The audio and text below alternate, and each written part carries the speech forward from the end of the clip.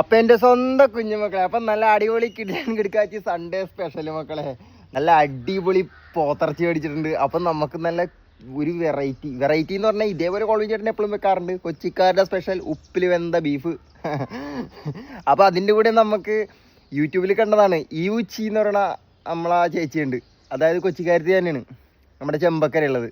ആ ചേച്ചിയുടെ ഇതിനകത്ത് കണ്ടതാണ് നമ്മ മറ്റേ ഇതിടുന്നത്, ക്യാബേജ് അതിൻ്റെ കൂടെ ഇട്ട് വേവിച്ച് കഴിക്കണത്. പൊളിയാണെന്ന് പറഞ്ഞത്. അപ്പോൾ ഒന്ന് ടെസ്റ്റ് ചെയ്ത് നോക്കാം. എനിക്കും തോന്നുന്നുണ്ട് പൊളിയായിരിക്കുള്ളൂ.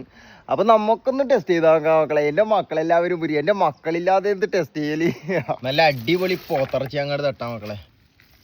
കൂടെ ശകലം നല്ല നെഞ്ചല്, നല്ല അടിപൊളിയായിട്ട് വാഷ് ചെയ്തെടുക്കാം മക്കളെ നമുക്ക്.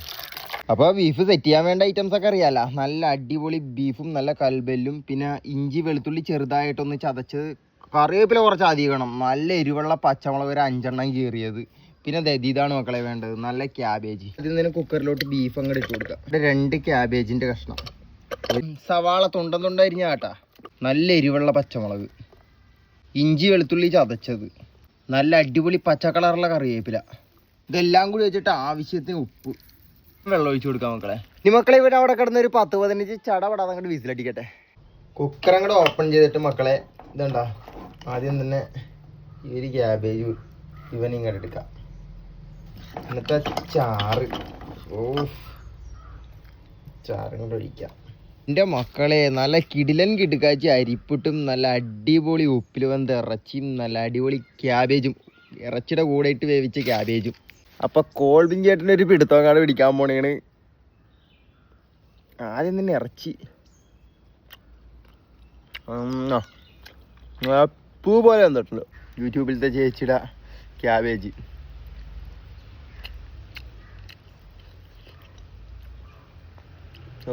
ചൂട്.